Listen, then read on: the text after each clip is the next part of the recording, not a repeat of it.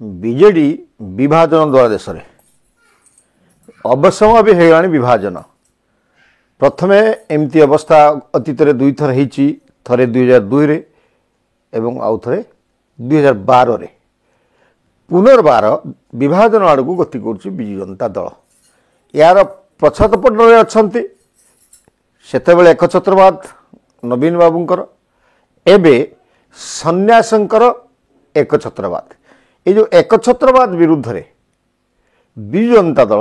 খণ্ড বিখণ্ডিত হওয়া লাগিছে। 2024 মସିହା ନିର୍ବାଚନରେ ପରାଜୟ ପରେ ବିଜୁ ଜନତା ଦଳ ଯେମିତି ଖଣ୍ଡ ବିଖଣ୍ଡିତ ହେଉଛି, ୟାକୁ ବଞ୍ଚାଇବା ପାଇଁ ଏବଂ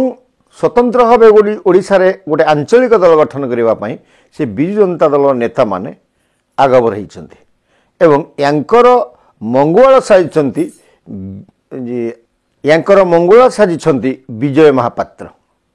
ଏବଂ ବିଜୟ ମହାପାତ୍ରକୁ ସହଯୋଗ କରୁଛନ୍ତି ସେତେବେଳର କୀର୍ତ୍ତଦାସ ଏବଂ ଅରୁଣ ସାହୁ। ତ ସତରେ କ'ଣ ବିଜୁ ଜନତା ଦଳ ଖଣ୍ଡ ବିଖଣ୍ଡିତ ହେବ? ଓଡ଼ିଶାରେ ଏକନାଥ ସିନ୍ଧେଙ୍କ ଭଳି ମହାରାଷ୍ଟ୍ର ଯେମିତି ହେଇଛି ସେମିତି ଓଡ଼ିଶାରେ ଦ୍ୱିତୀୟ ଏକନାଥ ସିନ୍ଧେ ହେଇକି ବିଜୁ ଜନତା ଦଳ ବି ଗଠନ ହେବ କି? ତାହେଲେ ନବୀନ ବାବୁଙ୍କର ଭବିଷ୍ୟତ କ'ଣ ହେବ ଏ ବିଷୟରେ ଜାଣିବା ପାଇଁ ଦେଖନ୍ତୁ ତେରଛା ବାଣ। ମୁଁ ବିପିନ ଦାସ, ନମସ୍କାର। ପ୍ରିୟ ଦର୍ଶକ ବନ୍ଧୁ, ବିଜୟ ମହାପାତ୍ର ଓଡ଼ିଶା ରାଜନୀତିରେ ଗୋଟେ ଚର୍ଚ୍ଚିତ ନାମ। ବିଜୟ ମହାପାତ୍ର ଜଣେ କୋହାଳିଆ ଏବଂ ବିଜୟ ମହାପାତ୍ର ଜଣେ ଡାଇରେକ୍ଟର। ବିଜୟ ମହାପାତ୍ର ଜଣେ ନିର୍ଦ୍ଦେଶକ ହେବା ସହ ସହ ଅଭିନୟରେ ମଧ୍ୟ ହିରୋ, ବେଳେବେଳେ ଭିଲିଆନ୍ ରୋଲ୍ ମଧ୍ୟ କରିଥାନ୍ତି। ଯଦି ତାଙ୍କର ରାଜନୈତିକ ଇତିହାସକୁ ଦେଖିବେ, ବିଜୁ ପଟ୍ଟନାୟକ ଯେତେବେଳେ ମୁଖ୍ୟମନ୍ତ୍ରୀ ହେଲେ ସେ ସେକେଣ୍ଡ ଚିଫ୍ ମିନିଷ୍ଟର ଭାବରେ ନିଜକୁ ପ୍ରତିଷ୍ଠା କରିଥିଲେ ଏବଂ ତାଙ୍କୁ ମଧ୍ୟ ବିଜୁ ପଟ୍ଟନାୟକ ସେତିକି ଗୁରୁତ୍ୱ ଦେଉଥିଲେ।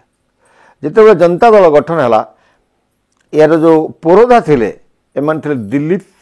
ରାୟ ଏବଂ ବିଜୟ ମହାପାତ୍ର। ଏଇମାନଙ୍କର ପ୍ରଥମ ପ୍ରଚେଷ୍ଟାରେ ପରବର୍ତ୍ତୀ ଅବସ୍ଥାରେ ଅନ୍ୟମାନେ ଆସିକି ବିଜୁ ଜନତା ଦଳ ଗଠନ କରିଥିଲେ ଏବଂ ସେମାନେ ବିଜୁ ବାବୁଙ୍କର ବଂଶଧର ହିସାବରେ ନବୀନ ବାବୁଙ୍କୁ ନେତା ଗଠନ କରିଥିଲେ। ଆପଣମାନେ ଭଲ ଭାବେ ଜାଣିଛନ୍ତି ନବୀନ ବାବୁ କେଉଁ ହିସାବରେ ଆମର ବିଜୟ ମହାପାତ୍ରଙ୍କ ଟିକେଟ୍ କାଟିଥିଲେ ଏବଂ ଅପମାନିତ ଅବସ୍ଥାରେ ବିଜୟ ମହାପାତ୍ର ସେଇଦିନଠୁ ଆସେମ୍ବଲିକି ଆସିପାରୁନାହାନ୍ତି। ତାଙ୍କୁ ହରାଇବା ପାଇଁ ଦମଦାର ପ୍ରଚେଷ୍ଟା କରୁଛନ୍ତି ଏବଂ ସେଥିରେ ସଫଳ ହେଉଛନ୍ତି ମଧ୍ୟ ଗୋଟି ଚାଳନାରେ ନବୀନ ବାବୁ। ଆମେ ଆପଣଙ୍କୁ ଏଇଠି କହି ରଖୁ, ଆମ୍ବେଦକରକୁ ନେଇକି ଯେମିତି ବର୍ତ୍ତମାନ ଜାତୀୟ ରାଜନୀତି ତେଜିଛି ଏବଂ କଂଗ୍ରେସ ଆମ୍ବେଦକରଙ୍କ ସପକ୍ଷରେ ଆସୁଛି। ଆମ୍ବେଦକର ଯେତେବେଳେ ନିର୍ବାଚନ ଲଢ଼ୁଥିଲେ, ଦୁଇଥର ନିର୍ବାଚନ ଲଢ଼ିଛନ୍ତି, ଦୁଇଥର ଯାକ ଚକ୍ରାନ୍ତ କରିକିରି ଜବାହରଲାଲ ନେହେରୁ ଆମ୍ବେଦକରକୁ ହରାଇଥିଲେ। ଠିକ୍ ସେହିଭଳି ଭାବରେ ବିଜୟ ମହାପାତ୍ରଙ୍କୁ ଆସେମ୍ବଲି ନ ଆସିବା ପାଇଁ ସବୁପ୍ରକାର ପ୍ରଚେଷ୍ଟା କରୁଥିଲେ ନବୀନ ବାବୁ। ତ ବର୍ତ୍ତମାନ ପଶା ପାଲଟିଛି। ବିଜୟ ମହାପାତ୍ର ଯେତେବେଳେ ବିଜୁ ଜନତା ଦଳର ଥିଲେ ସେତେବେଳେ ନାଚୁଥିଲେ ନଚଉଥିଲେ, ଯେତେବେଳେ ଭାରତୀୟ ଜନତା ପାର୍ଟିକୁ ଆସିଲେ ସେତେବେଳେ ନାଚୁଥିଲେ ନଚଉଥିଲେ। ବର୍ତ୍ତମାନ ପୁଅକୁ ବିଜୁ ଜନତା ଦଳକୁ ପଠାଇ ଦେଇକରି ନାଚିବା ପାଇଁ ଏବଂ ନଚାଇବା ପାଇଁ କଣା ବାଟ କୁଦୁଛନ୍ତି। ସେପଟରେ ଆଉ ଜଣେ ହେଉଛନ୍ତି ବବି ଦାସ ଓରଫ ପ୍ରଣବ ପ୍ରକାଶ ଦାସ, ଯିଏକି ବିଜୁ ଜନତା ଦଳର ବର୍ତ୍ତମାନ ତୃତୀୟ ଶକ୍ତି କେନ୍ଦ୍ର, ପୂର୍ବରୁ ଥିଲେ ଦ୍ୱିତୀୟ ଶକ୍ତି କେନ୍ଦ୍ର। ଯଦି ଅତୀତରେ ତାଙ୍କର କାର୍ଯ୍ୟକଳାପକୁ ଆପଣ ଦେଖିବେ ଯେ ପ୍ରଥମେ ନବୀନ ବାବୁଙ୍କ ମଞ୍ଚରେ କିଏ ମଞ୍ଚାସୀନ ହେବେ ସେ ସ୍ଥିର କରୁଥିଲେ, ନବୀନ ବାବୁଙ୍କ ପାଖରେ କିଏ କଥା ହେବେ ସେ ସ୍ଥିର କରୁଥିଲେ ଏବଂ ଯେତେବେଳେ ଦ୍ୱିତୀୟ କ୍ଷମତା କେନ୍ଦ୍ର ପାଣ୍ଡିଆନ ହେଇଗଲେ, ପାଣ୍ଡିଆନ ନବୀନଙ୍କ ମଞ୍ଚକୁ କିଏ ଯିବେ ସାରା ଓଡ଼ିଶାରେ ତାଙ୍କର ଦବଦବା ଥିଲା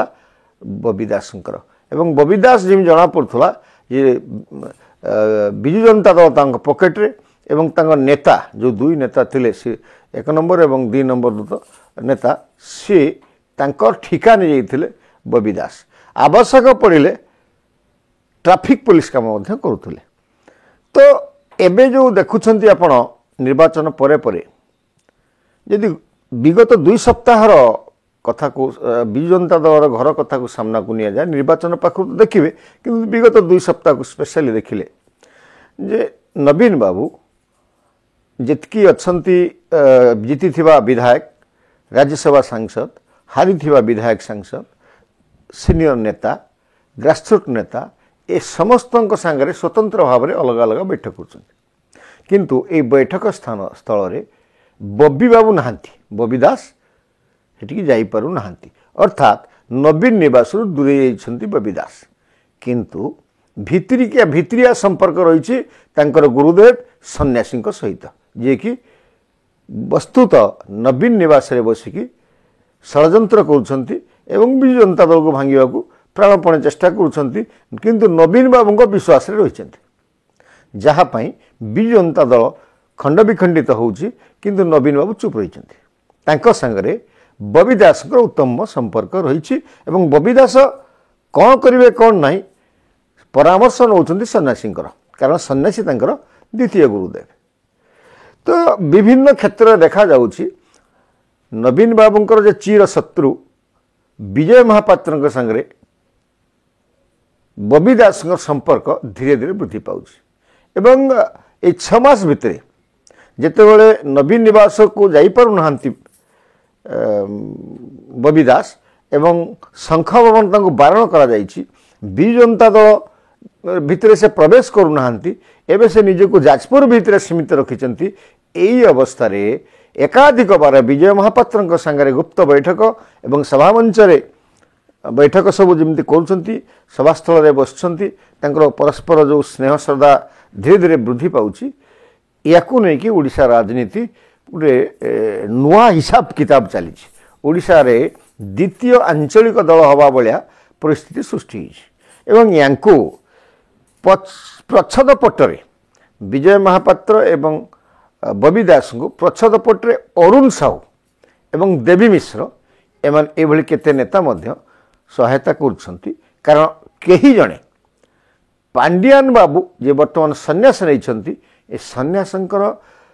सन्यासींकर विजु जनता दल हस्तक्षेप को बर्दास्त करि पारु नांती समस्त जानते नामक मात्र सन्यासी नहीं भैरव कार्तिकेयन पांडियान नवीन बाबू तांको छाड़ी पारु नांती प्रत्येक कथारे तांकर परामर्श लोड़ुछंती एवं जोठी जहाँ होची जोठी विशृंखला होची जोठी विजु जनता दल आगामी दिन कार्यक्रम कौन करिवो मास्टर प्लान टाकू सन्यासी लिखिक दौरान एवं सन्यासी निर्देशन वस्तुत गुप्त निर्देशन वस्तु बर्तमान विजु जनता दल चली आप लक्ष्य करुवे तृणमूल स्तर आरंभ करके शेष स्तर पर्यंत विजु जनता दल बर्तमान खंड विखंडित होगा लगुच तो जो खंड विखंडित होगा जाऊँगी मिरमाण हो पड़ती बिजुली गासी अशोक दास बिजुली गासी थे अशोक दास विजय महापात्र उत्तम संपर्क बुझामणा थिला एवं अशोक दास पुत्र हिसाब रे बबी दास को विजय महापात्र साथी नापी कुंठाबोध करूना एवं अंकल डाकिकी बबी दास विजय महापात्र निकटर हबार लगी तो यही अवस्था विजु जनता दल अस्तित्व को लेकर जेतेबेले तृणमूल स्तर शीर्ष नेतृत्व पर्यंत संदेह अच्छी एवं निजर राजनीतिक भविष्य को लेकिन संदेहान पड़ती यही समय संजीवनी मंत्र भाव में विजय महापात्र बबी दास एवं अरुण साहूंकर नेतृत्व को समस्ते भरोसा कर लगिले जो मैंने कि बिजुली गासी अच्छा ए बिजुली गासी किए किए आपण मैंने भल भाव जानते किंतु जो मैंने युव आसी जो विजु जनता दल किणुला नेता मानू से विजु जनता दल बर्तमान भांगार लगी एवं विजु जनता दल फाटुची सन्यासी किंतु छाड़ी पारुना नवीन बाबू सेपटे बबी दास गुरुंकर प्रत्यक्ष परामर्श रे विजय महापात्र सहित संपर्क बढ़ाऊँच प्रणव प्रकाश दास तो ये अवस्था आम तो सन्देह करुछु जेहेतु बबी दास सपक्ष बबी दास कथा उपर 30 रु 35 जन विधायक अच्छा विजु जनता दल समुदाय 51 जन विधायक भितर बबी दास हुए तो विजय महापात्र सांगे रहीकि किछि गोटे षड्यंत्र कथई पारती कारण विजय महापात्र प्रतिशोध नवापाई दुई प्रकार बाट कर निज पुओ जरिया